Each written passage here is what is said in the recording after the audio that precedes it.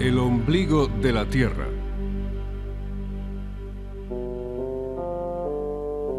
La isla de Pascua tiene muchos nombres y muchas caras que aún conservan ciertos enigmas. Tal vez un día se resuelvan por entero. Pero entre tanto, la identidad de la isla de Pascua y el sentido de sus estatuas siguen intrigando, porque estas caras sin nombres nunca han hablado.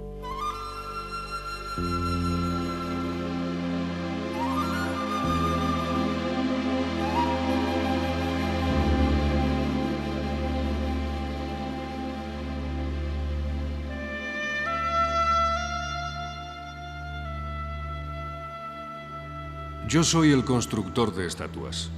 No tengo nombre. No tengo rostro. El mío se desvió hasta correr sobre la zarpa y subir impregnando las piedras. Ellas tienen mi rostro petrificado, la grave soledad de mi patria, la piel de Oceanía.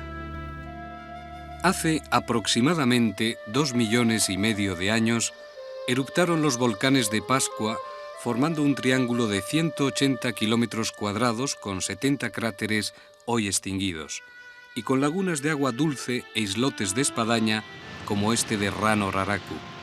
Esa es la explicación geológica, no que Pascua sea parte de Mu, el legendario continente sumergido en el Pacífico. Nunca estuvo perdida esta isla en el mapa. Para los antiguos pascuenses era Tepito o Tegenua, el ombligo de la tierra. Una tradición dice que esta piedra circular representa dicho ombligo.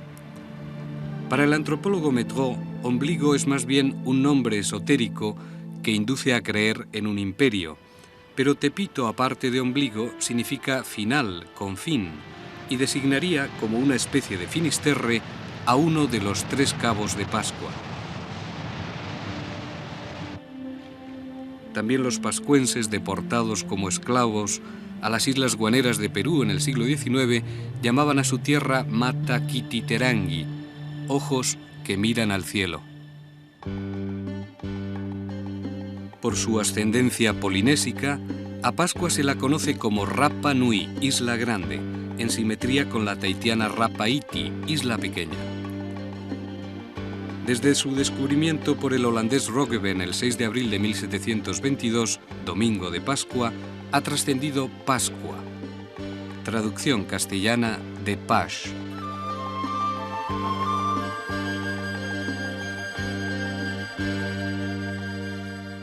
Fue Felipe González, capitán de una flota española compuesta por los navíos San Lorenzo y Santa Rosalía, quien en 1770 redescubrió la isla de Pascua, a la que llamó de San Carlos.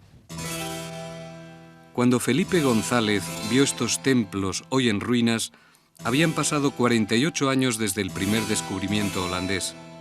Pero la expedición española fue la que se quedó más tiempo, casi una semana, y la más numerosa, en torno a 500 hombres. A diferencia de holandeses e ingleses, los españoles no mataron indígenas y cartografiaron la isla con gran precisión. En cada uno de estos cerros, los españoles clavan una cruz y firman también un acta con algunos jefes de las tribus con las cuales tomaron contacto. Hay documentos al respecto. Se formó una procesión. Los capellanes revestidos de sotana y pelliz iban cantando letanías por el Poike.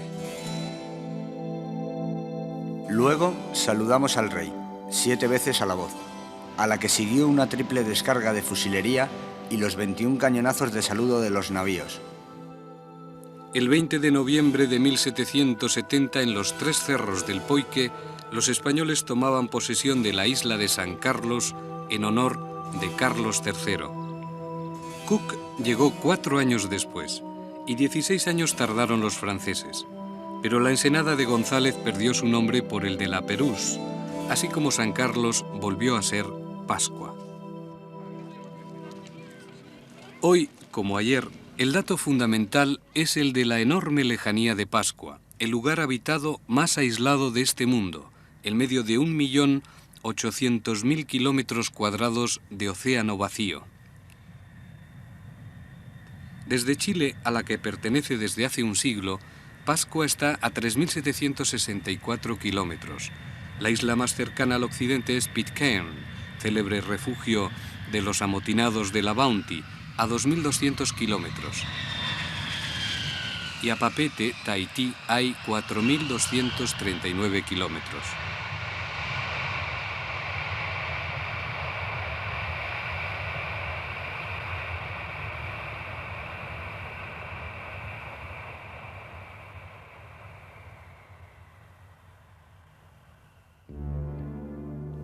Mirándose el ombligo los pascuenses, durante siglos de casi total aislamiento, en una isla volcánica sin apenas recursos, produjeron, sin embargo, una cultura singular cuyo signo más elocuente es su millar de estatuas.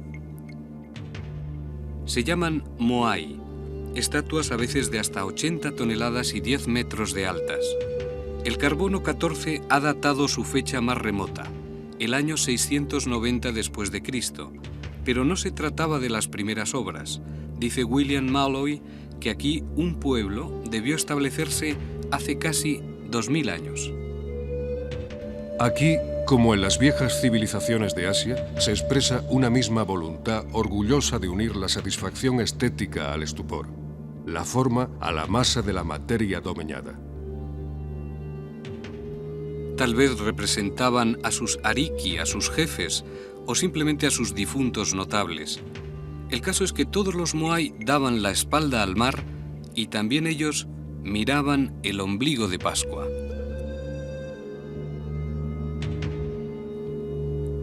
La mayoría del millar de estatuas se labró en las faldas de este volcán. Aquí, en Rano Raraku, antaño, una civilización esculpía moai en una cadena de trabajo frenético, casi en serie, como si tuvieran prisa de que se agotara la paciencia de sus dioses. Porque de improviso cesó toda actividad. Los toki o azuelas de piedra dejaron de golpear. Unos moai permanecieron agarrados aún a la toba volcánica a medio extraer, otros a medio tallar, otros a medio transportar, muchos medio tragados por la tierra.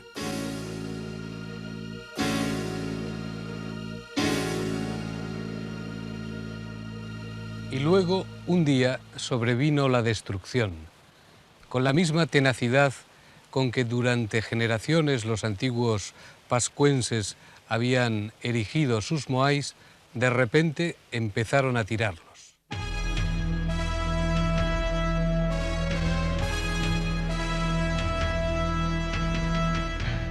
¿Qué clase de cataclismo sufrieron los constructores de estatuas de Pascua?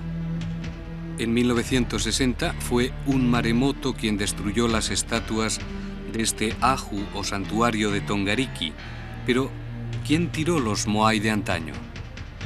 Hay una leyenda que dice que fue por una maldición, porque los antiguos escultores no dieron de comer una langosta a una bruja después de prometérsela. Aún no ha dicho su verdad arqueológica este coloso de 15 metros incrustado en su alvéolo de toba.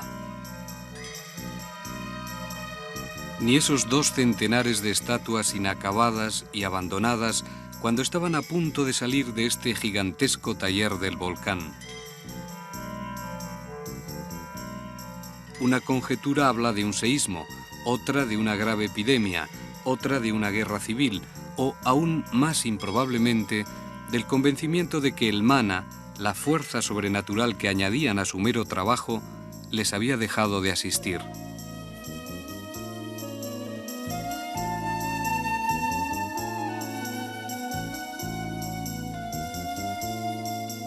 El caos fue en 1680, el mismo año en que Papin inventaba la olla de vapor y solo 7 años antes de la teoría de la gravitación universal de Newton. Mediante radiocarbono se han datado los restos de una cruenta guerra desarrollada en este monte, el Poike, entre los Hanau Hepe y los Hanau Momoko, los orejas largas y los orejas cortas, el preludio del desastre no solo de los orejones que fueron exterminados, sino de la armonía cultural de Pascua. Se perdió el equilibrio económico, social, religioso. Los pascuenses, unidos como un solo hombre para erigir moai, degeneraron en bandas al mando de guerreros o matatoa, y el canibalismo pasó de ser una parte de su ritual religioso a convertirse en una necesidad alimenticia.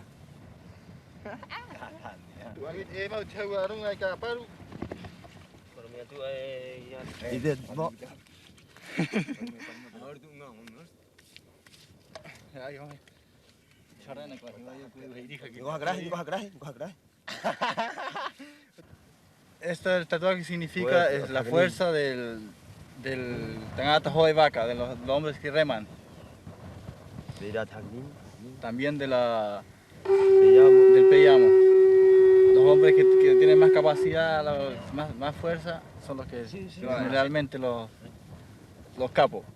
Thompson dibujó estos históricos tatuajes o tacona hechos con aguja de hueso humano o espina de pescado y polvo carbonizado de la planta ti. 2 espíritus, la mujer lagartija y la mujer golondrina, habrían enseñado a los antiguos pascuenses a preparar la púa, un tinte colorante amarillento extraído de la cúrcuma. Con púa se dibuja sobre una arcilla roja, es la quiea, como azarcón, que decían con maravilla los españoles que lo vieron en el siglo XVIII. Con esta tierra cárdena se embadurnan el cuerpo los jóvenes pascuenses que quieren evocar a los antiguos con motivo de sus fiestas o cuando practican el peyamo o deslizamiento tradicional en trineos de plátanos por sus cerros, que son desde siglos sus toboganes, como este del Maunga Pui.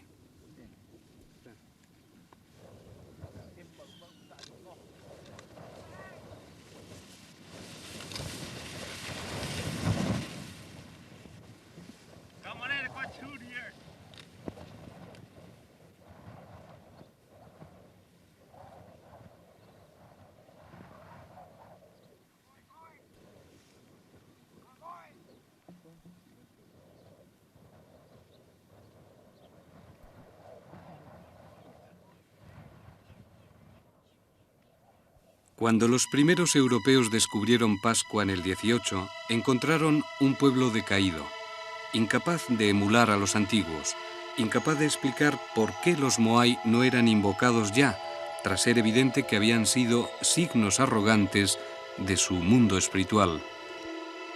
Aún hacia 1837, los templos de la costa oeste tenían Moai, pero en 1866, cuando llegan los primeros misioneros católicos, ya no quedaba ninguno en pie. ¿Qué pasó estos 30 años? Métraux responde de nuevo: guerras intestinas e iconoclastas, o vendetas de caníbales.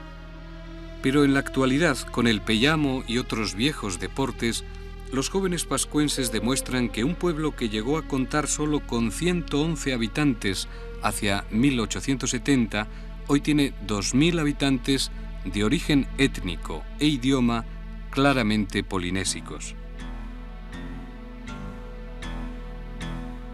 Pero otro punto sin aclarar es cómo transportaban los Moai.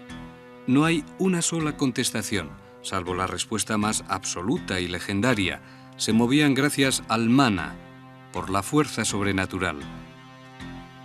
Heyerdahl sugirió el transporte vertical de la estatua.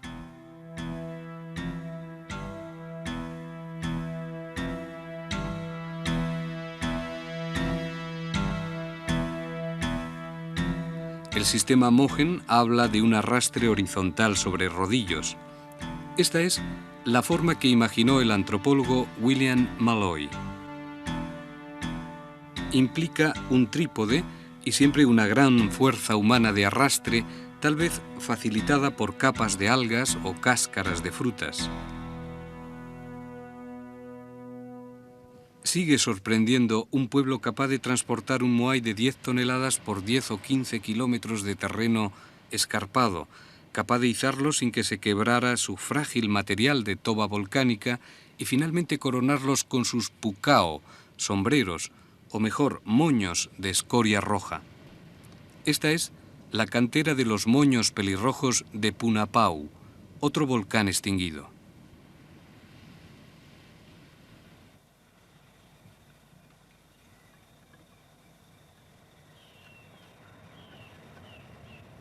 Uno de los más importantes de los 350 santuarios de Pascua es este, el Ahu Nau Nau de Anaquena. Los 3.000 hallazgos en sus depósitos de 4 metros permiten estudiar una historia que va desde el siglo VIII al XVIII.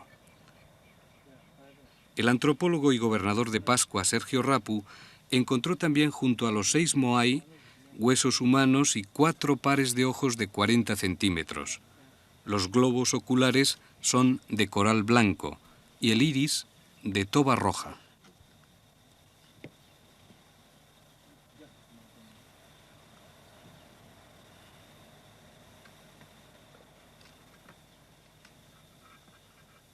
Cuando nosotros realizamos a través del Museo Antropológico Isla de Pascua esta investigación en 1978 con financiamiento del gobierno de Chile, logramos encontrar una enorme cantidad de fragmentos de coral que, una vez unificados, algunos de ellos le da la forma de almendra y que al colocarlo en la concavidad de la cara de los Moais nos damos cuenta que efectivamente estos fragmentos encontrados en este ajú y en muchos otros ajus dentro de la isla correspondían en verdad a fragmentos de coral blanco que servían para confeccionar los ojos.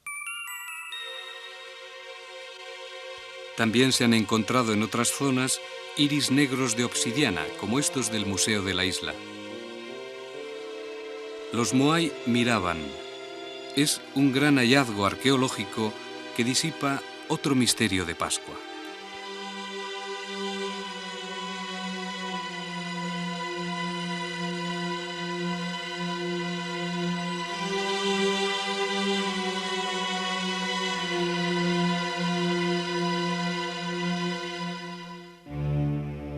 Pero los cientos de cavernas de Pascua y sus miles de petroglifos aún guardan muchos secretos del pasado. Los españoles ya vieron en 1770 que los pascuenses vivían más en cavernas que en casas. En esta cueva, en las faldas del Maunga Terevaca, hay numerosas efigies del dios Makemake. Incluso en la superficie abundan piedras grabadas con petroglifos que, pese al ingente trabajo de Henri Lavacherie, aún no han sido estudiados en su totalidad, o que suscitan dudas, como este petroglifo en el pecho de un moai del Rano Raraku. Ese barco con 3 mástiles evoca una antigua embarcación peruana de tallos o es la figuración indígena de uno de los primeros barcos europeos. Aparte de los petroglifos, otro de los misterios de la isla de Pascua consiste en estas tabletas llenas de jeroglíficos llamadas Kohau Rongo Rongo o líneas de recitación. Se cree que el rey polinésico Hotu Matua trajo 67 de estas tabletas a la isla. Thomas Bartel intentó descifrarlas, pero la verdad es que aún no se ha conseguido. Monseñor de Axieri, obispo de Polinesia, dijo que esta escritura es en surcos de buey o bustrofedón. Se leía comenzando por la parte baja de la inscripción y para pasar de una línea a otra había que dar la vuelta a la tableta y además cada línea está escrita cabeza abajo en relación a las inmediatas. Pero no es tanto el sistema de los rongos sino lo que dicen cuanto aún desazona. Tal vez no fueran sino meros apoyos de memoria, como rosarios, sobre los cuales se recitaba. Tal vez encierren, como los jeroglíficos egipcios, la historia verdadera de la isla. Pero, ¿de dónde vinieron los constructores y destructores de estatuas? Es una pregunta que aún tiene 2 respuestas contradictorias. No venían de otro planeta, sino de la Polinesia, las Marquesas, sostienen, por ejemplo, los estudios del padre Engler y de Alfred Métraux. Tampoco venían de otro planeta, sino del continente americano, sostiene Thor Heyerdahl, descubridor de este insólito moai sentado llamado tuturi y que evoca la estatuaria peruana. Son 2 tesis considerables, aunque la balanza aún hoy se inclina hacia los datos que sostienen el origen polinesio. Forma parte de la historia de Pascua el que hubo un rey llamado Hotumatua, que venía de Jiva en las Marquesas y que desembarcó hacia el siglo III de nuestra era en esta playa de Anaquena. Trajo taros, ñames, azúcar, bananas, ti y sobre todo los fundamentos de una cultura a la punta más oriental del triángulo polinésico. La cultura material, el idioma, los rasgos raciales son elementos muy decisivos para elegir la hipótesis polinesia.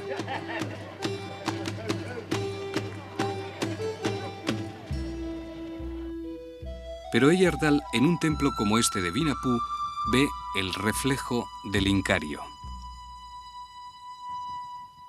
Este es el Aju o altar de Vinapú, un sitio que confirma parcialmente la llamada teoría americana de Thor Heyerdahl. De hecho, en este Aju o altar, el tipo de construcción, el ensamblaje de las piedras, recuerda a las culturas americanas precolombinas, más en concreto a la cultura incaica, donde construían, por ejemplo, en Sacsayhuamán, muros de piedra donde tampoco, como aquí, cabía en algunos puntos, en las junturas, la hoja de una navaja.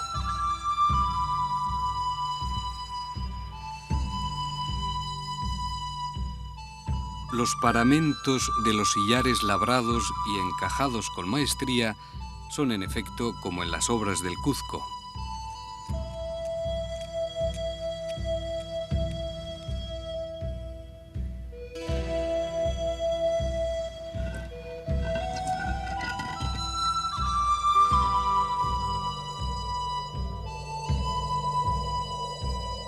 Pero no es solo la similitud de construcción, también la presencia de totora o espadaña, como en la laguna de este cráter del Rano Raraku o en el cráter del volcán Rano Kau. La espadaña es desconocida en la Polinesia, pero con ella construían sus embarcaciones pueblos de la costa occidental de Sudamérica que bien pudieron haber viajado aquí. Otras coincidencias. La dilatación de las orejas, común a los orejones incaicos y a los orejas largas de Pascua, el interés por fenómenos solares en Rapa Nui y el Incario, y la estatuaria. Pero al no haberse encontrado ninguna evidencia textil o de cerámica, se refuerza la procedencia contraria, la polinésica.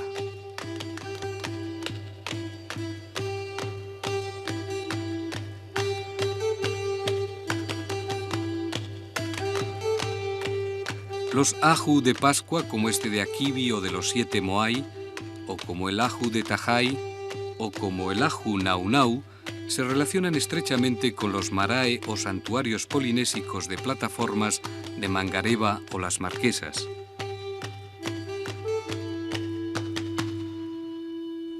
Se enredan las teorías como las mallas de la cunita o Kaikai de la señora Amelia Pacarati, de 84 años, una de las pascuenses que mejor hablan el Rapa Nui antiguo y que mejor conoce el juego de los hilos que cuentan historias.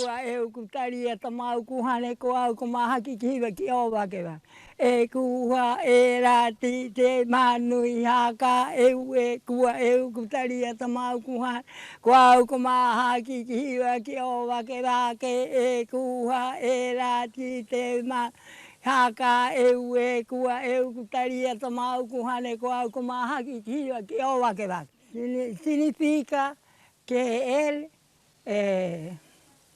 se pone con pinta aquí ¿cómo se llama? Pinta el uña y el ojo con el labio con cosas bonitas para que él es este hombre. Este príncipe, para que él a él. Por eso viene con traje bonita.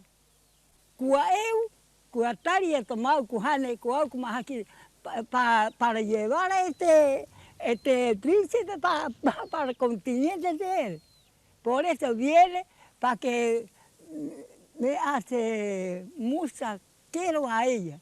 Por eso viene los dos con pintados. El uña y el ojo y labio.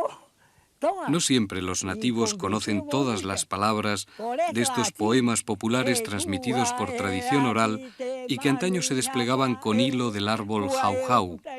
Pero Amelia Pacarati sí recuerda y canta que un día hubo una princesa que se engalanó y se pintó uñas, labios y ojos para acompañar al príncipe a Erovaque-Vaque, la tierra polinésica de donde ciertamente procedían sus antepasados.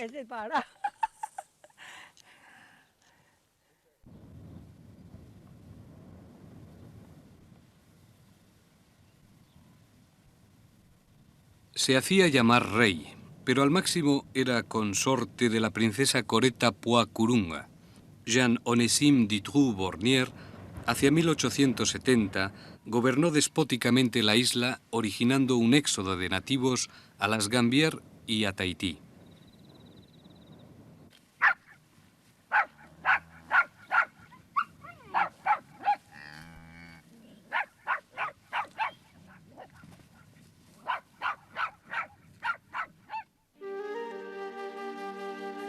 Fue otra página siniestra cuando solo habían pasado 8 años de la racia de pascuenses deportados como esclavos a las islas guaneras de Perú.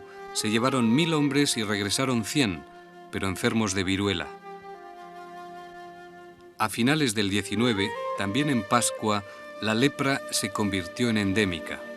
Y al Roi de Pâques, que no pudo anexionar la isla a Francia, le sucedió en 1897 la compañía inglesa Williamson y Balfour.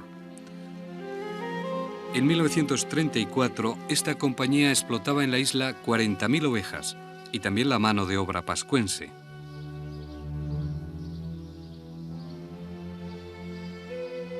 Estos establos y el galpón de Esquila en Baitea, cerca del leprosario, evocan el tiempo negro de Pascua. Las ovejas, más la explotación de la madera, hoy se repuebla con eucalipto, más la erosión, han destruido los suelos agrícolas de Pascua. La compañía Williamson y Balfour también agrupó a toda la población en un solo punto de la isla, Hangaroa. Aún hoy es la capital y prácticamente el único sitio habitado de una isla que tiene 24 kilómetros de larga y 12 de ancha.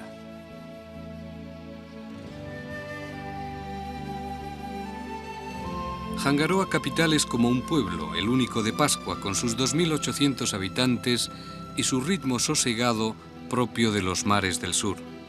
No hay carreteras asfaltadas y las casas son individuales, sin mucho carácter, con techo a 2 aguas de hojalata.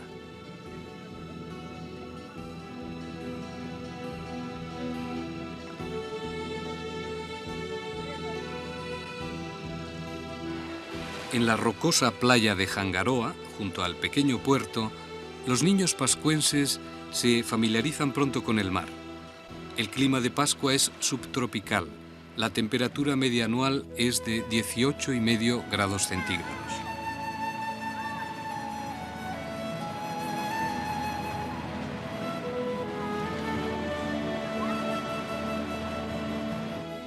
En la caleta de Hangapico se varan las lanchas que se utilizan 2 veces al año para transbordar la carga de los 2 barcos que traen a Pascua lo que necesita, es decir, prácticamente todo. La pista de aterrizaje, construida con ayuda de la NASA, es el auténtico cordón umbilical de Pascua con el resto del mundo, especialmente con el Conti, familiarmente el Chile continental. Los jóvenes pascuenses acuden en moto al aeropuerto a esperar a los turistas que son el principal capítulo económico. Hay 2 frecuencias semanales entre Santiago y Pascua. El vuelo dura 5 horas. ¿Tenía helado? No, helado, lo que vamos a poner. Está tomando yogur, se va a enfermar, Gustavo. ¿Ah? Se va a enfermar, está tomando yogur. Está sano. Dame 2.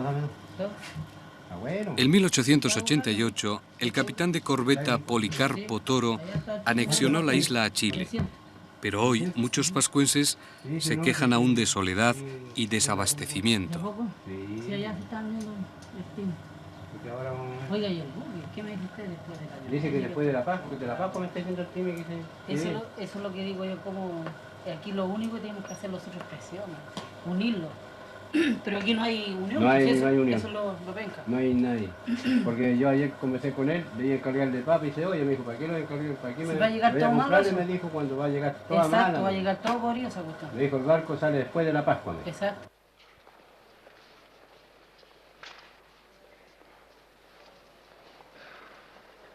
Salvo unos cuantos vegetales, todo lo demás se importa en Pascua y los precios se cuatruplican por los fletes, como cuenta Luis Leiva, dueño de esta tienda de ultramarinos de Hangaroa llamada El Cuerito Regalón. Pero como le digo, en cuanto a buque estamos mal en ese aspecto porque como hay muchos turistas, entonces también al turista hay que saberlo tratar bien y venderle cosas más o menos baratas. Y lamentablemente es por el asunto de avión, tenemos que vender caro. No es que uno trate de sinvergüenciar con los precios, pero la verdad que los costos para los otros son muchos.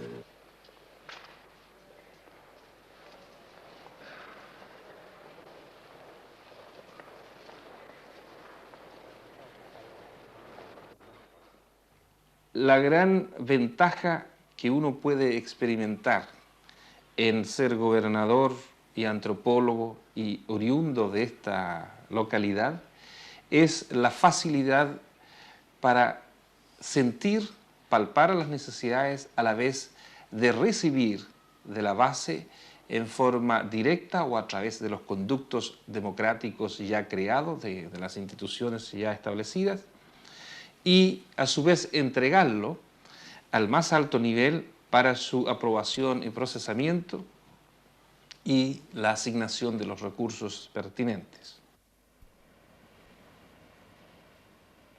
100 años después de la anexión chilena existe una doble y polémica interpretación. Los antiguos jefes pascuenses entregaron la soberanía a Chile, pero reservando sus derechos a la tierra, a cambio de educación, trabajo, progreso y respeto por el pueblo pascuense.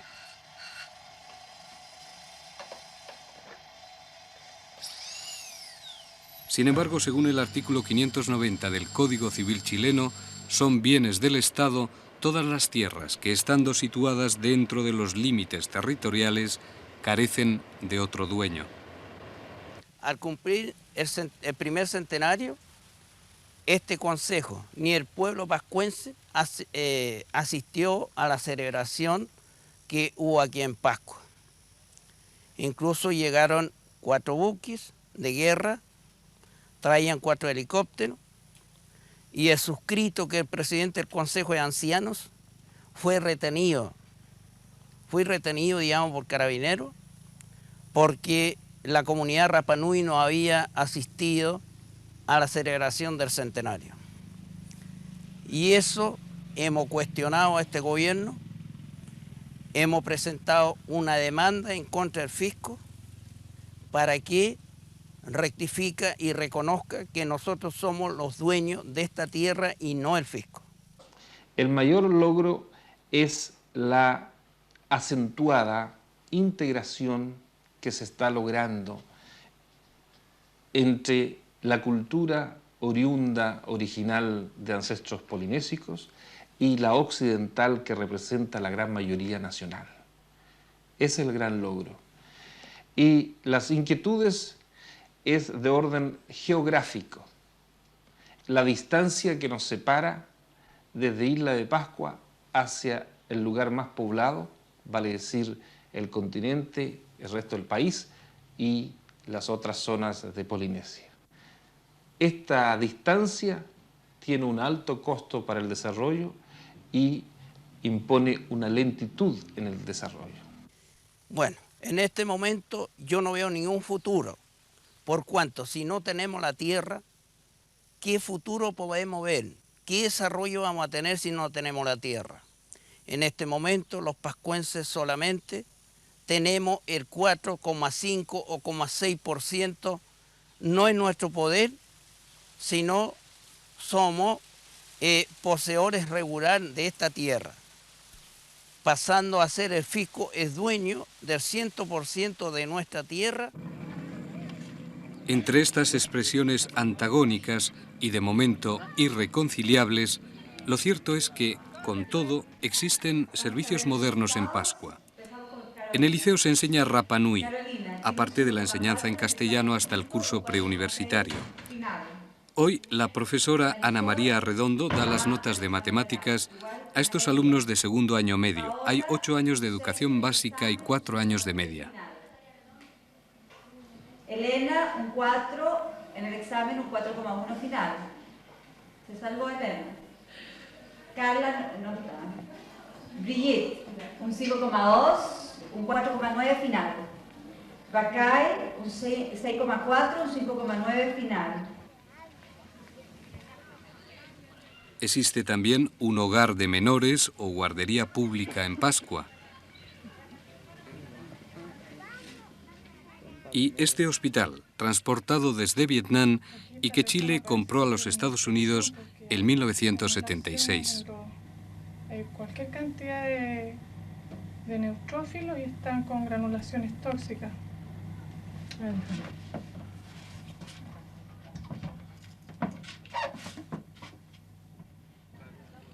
En el ombligo de la tierra, los pascuenses van a caballo incluso al juzgado. Existe una institución singular en Pascua, el servicio gratuito de asistencia judicial y la forma del comparendo, una forma previa y conciliatoria para resolver los conflictos, si es posible. El primer pascuense licenciado en Derecho, Jacobo Hey Paoa, trata de convencer a estos 2 hermanos para que hagan las paces. El hermano mayor se queja de que el menor le rompió los cristales de las ventanas a pedradas. El menor lo niega. No quiero proceder, quiero levantar esos procesos para que sea llegar a un entendimiento como amigo, como familia, que queda aquí mismo. No seguir el proceso. ¿Que no ha tenido ninguna continuación? Ninguna. No es que quiera, sino que es así. Bueno, en realidad el denunciante ha desindicado a él junto a otros, pero Gonzalo niega su participación. No es que lo niega, estoy diciendo que ayer cuando yo salí de misa, salí a las 8 de la tarde, mi hermano Juan llegó para ir a retirar a mi mamá. Y ahí le dije que me llevara para la parcela porque no tenía movilización para llegar para allá. Y él me hizo llegar para la parcela y ahí me quedé hasta el día. Y vengo por otra causa para el tribunal y me encuentro con él. Pero hay testigos que señalan que usted habría sido un asaltador. Y en el momento, usted ahí, en el momento que yo... El hermano Eigo logró morir dejando a todos los pascuenses bautizados en 1868.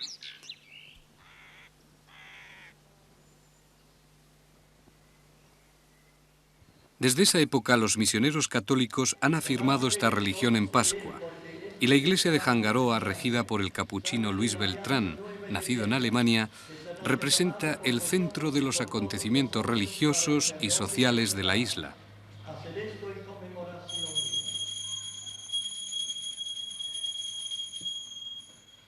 Como bautismos y bodas. Esta tarde del invierno austral, en un soleado diciembre de Pascua, se celebra el bautismo de una niña. El sacerdote le impone los nombres de Francisca Natalia. Francisca Natalia Salgado Leiva tiene 6 meses. Su padre es del continente y su madre pascuense.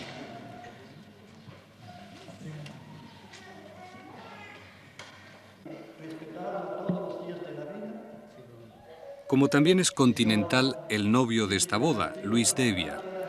En cambio, Silvia, la novia, es de una familia muy tradicional y prolífica de Pascua, los Pacarati. Los matrimonios mixtos van en aumento. Y para los actuales pascuenses, también la evocación del antiguo dios polinesio Tangaroa ha pasado al olvido.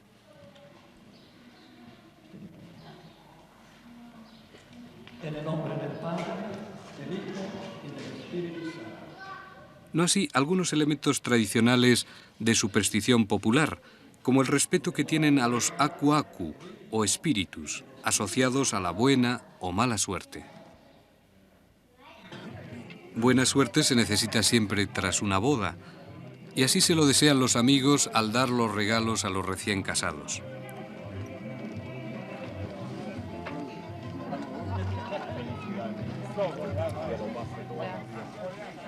Cuidado, Carito. Muchas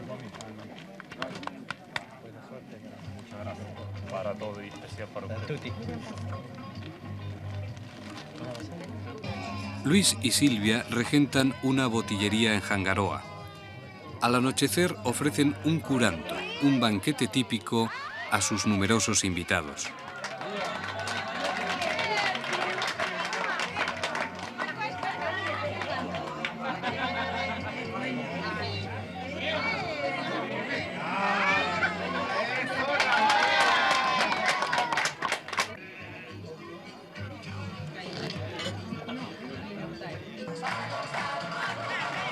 Invitada de excepción es la hija que tuvo Silvia de soltera y que Luis ha reconocido.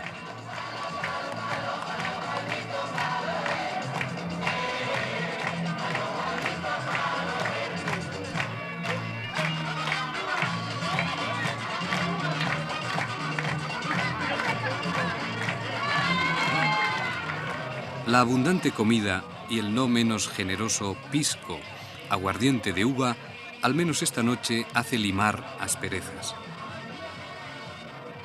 Entre los invitados hay miembros del Consejo de Ancianos y su antagonista, el gobernador Sergio Rapu.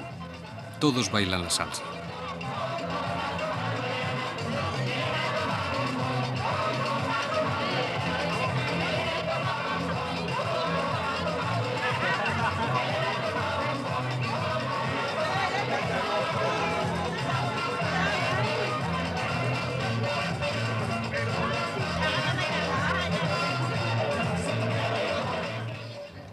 Pero sí hubo una época no muy lejana en que la comida polarizó el conflicto interno de Pascua.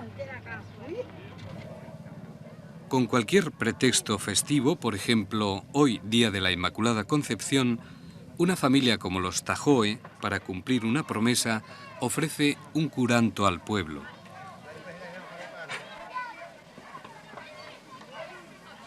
En el curanto, los alimentos se cocinan en un humu, un horno al estilo polinésico. En un hoyo se hace fuego y se calientan las piedras con las que se asan enterrados diversos alimentos: cerdo, pollo, pescado, ñame, plátanos. Pero es que antaño hubo curantos humanos. Pascua fue una isla de caníbales hasta la introducción del cristianismo en 1862.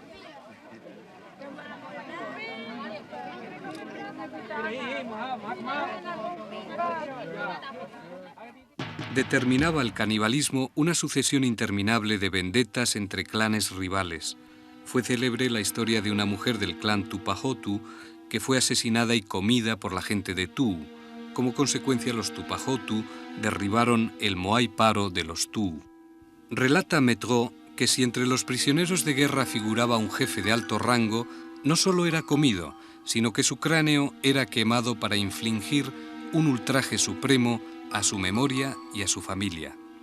En lengua Rapanui a los antepasados se les llamaba Kai Tangata, los comedores de hombres.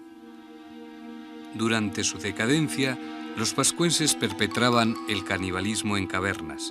Al padre Zumbon, los nativos le aseguraron que los dedos de manos y pies de mujeres y niños eran los bocados más exquisitos. Make Make, el dios creador, fue también un dios caníbal. Este dios reclamaba carne humana en sitios como este, Orongo, la ciudad ceremonial. Los sacerdotes le ofrendaban los niños que robaban a sus padres. Pero en la antigua Pascua no hubo otra ceremonia más significativa como la que siempre en exaltación de Make Make se dedicaba al Tangata Manu. Todos los años, los antiguos habitantes de Rapa Nui, los antepasados de los actuales pascuenses, venían aquí a los acantilados de Orongo, cruzaban el mar a nado hasta el islote de Motunui para recoger el primer huevo de gaviotín del año, lo que les convertiría en Tangata Manu, el hombre pájaro. El huevo de gaviotín o manutara era la propia encarnación de Make Make, pero eran los Hopu Manu, los ciervos, quienes bajaban estas peñas para nadar entre los islotes hasta llegar al más lejano, a Motunui. El primer ciervo que encontraba el primer huevo allá por julio gritaba y cruzaba de nuevo el estrecho sin temor de los abundantes tiburones para dar el huevo a su amo. Él absorbía los privilegios. El amo tenía el huevo y el fuero de ser Tangata Manu, hombre pájaro, durante un año. Hay más de 150 petroglifos y pinturas del Tangata Manu, aunque más que de manutara parecen de fragata. La casa del Tangata Manu estaba aquí, en el volcán Rano Raraku. No lejos, en el Ahu Orogie, se enterraba a los hombres pájaro. Pero durante su año glorioso, el Tangata Manu recibía honores y ofrendas como las que ahora reconstruimos. Representantes de las diversas tribus o mata le regalaban gallos. Luego el Tangata Manu se depilaría y comenzaría un gran festín caníbal.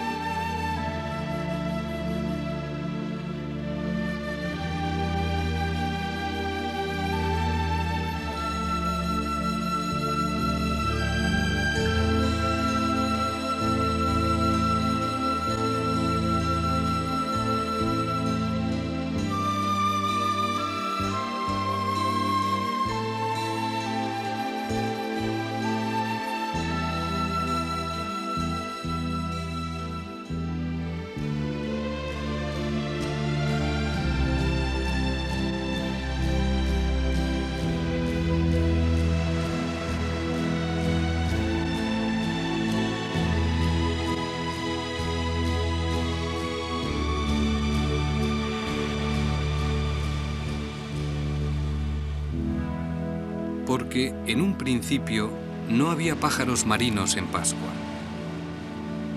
Y tuvo que ser el dios Makemake quien los trajera para volver a crear el mundo.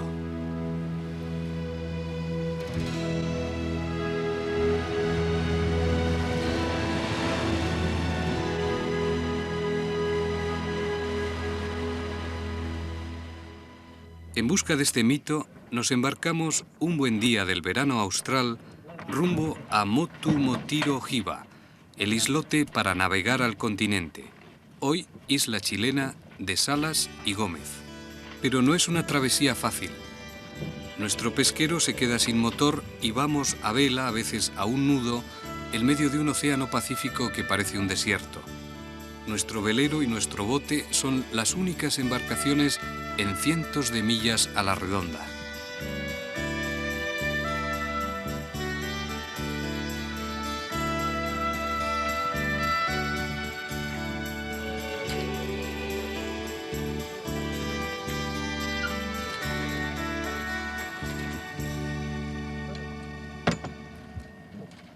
A veces pescamos, pero casi siempre marrajos, pequeños tiburones.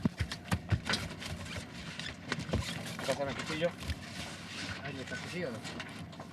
Pásame el cuchillo, ahí está tuyo.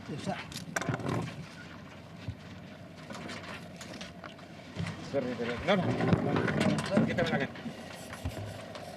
Estos son los sanguinarios del mar.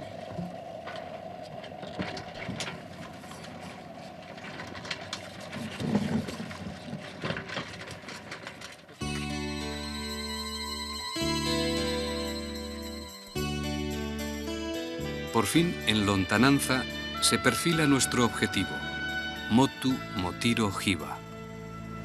Tras 5 días de navegación y tras recorrer más de 280 millas desde la isla de Pascua, a bordo del pesquero velero Pelícano y aprovechando la negada del viento, por fin avistamos la isla de Salas y Gómez. La isla de Salas y Gómez, descubierta por los españoles, es la isla esporádica chilena de más difícil acceso marítimo. A vela y a merced de un viento que en el verano austral sopla poco, el problema no es solo aproximarse, sino desembarcar. Es árida, inhabitada y casi toda de piedras. Está rodeada de arrecifes con reventazón que no proporcionan desembarcadero alguno. Así la describió José Manuel Gómez, capitán de la fragata Víctor, corsaria del comercio peruano. Como ha investigado Francisco Mellén, Salas y Gómez fue descubierta por el piloto español José Salas Valdés el 23 de agosto de 1793 y fue conocida como isla de Salas Valdés hasta que otro piloto español, José Manuel Gómez, la redescubrió en 1805. De ahí su verdadero nombre, compuesto por 2 apellidos de 2 pilotos, Salas y Gómez.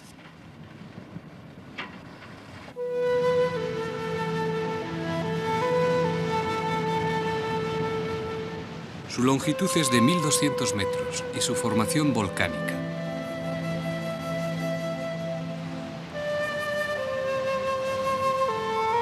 La mayor altura es de 30 metros, un buen sitio para plantar la bandera de Chile a los 100 años de su anexión.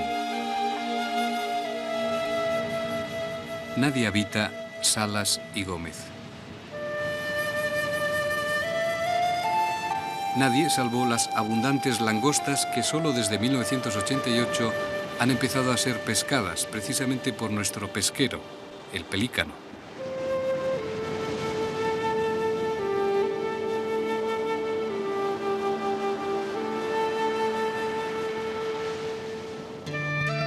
Nadie más pasa por Salas y Gómez, ni vive aquí, salvo miles y miles de pájaros marinos que aún no temen al hombre.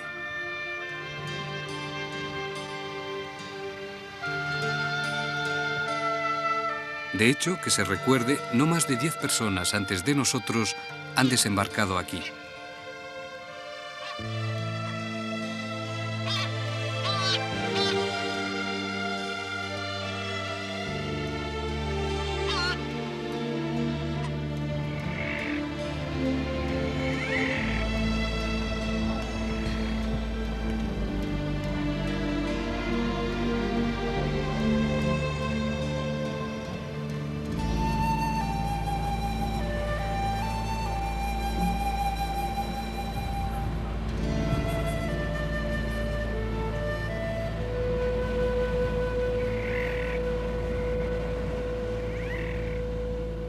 Nuestro paseo entre las colonias de pájaros sin miedo tiene algo de túnel a la prehistoria.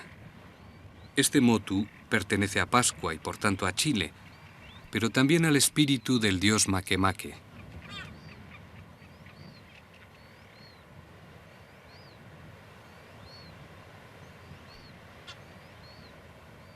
Porque estos piqueros, estos pájaros fragata y sobre todo estos manutara aún evocan el mito que veníamos buscando. Érase una vez una vieja sacerdotisa que vio una calavera en una roca junto al mar en el templo de Tongariki. Una ola se llevó el cráneo y la vieja lo siguió nadando hasta la isla Motiro-Iba. Allí, Hawa, el dios del islote, le dijo a la vieja: no es un cráneo, sino el dios Makemake. Makemake le pidió a Hawa sus pájaros para llevarlos a Pascua y para que la gente en su memoria, cuando comieran su comida, invocaran sus nombres. Esto por Hawa, esto por Makemake. Y así los dos dioses y la vieja llevaron los pájaros a Pascua y estuvieron 3 años, y los pájaros fueron comidos por hombres, mujeres y niños. Y trajeron más pájaros, y los pascuenses se los comieron y también sus huevos. Hasta que Makemake dejó a estos manutara en el islote deshabitado de Motu Nui, a donde desde entonces acudirían todos los años los pascuenses en busca del primer huevo. Es la leyenda del pájaro manutara o Sterna lunata. En 1951 aterrizó en el ombligo de Pascua el primer avión, un Catalina número 205, pilotado por Roberto Parraguez. El aparato se llamaba Manutara. El gaviotín, o manutara, hoy raramente vuela a Pascua, teme al hombre y se queda en Salas y Gómez.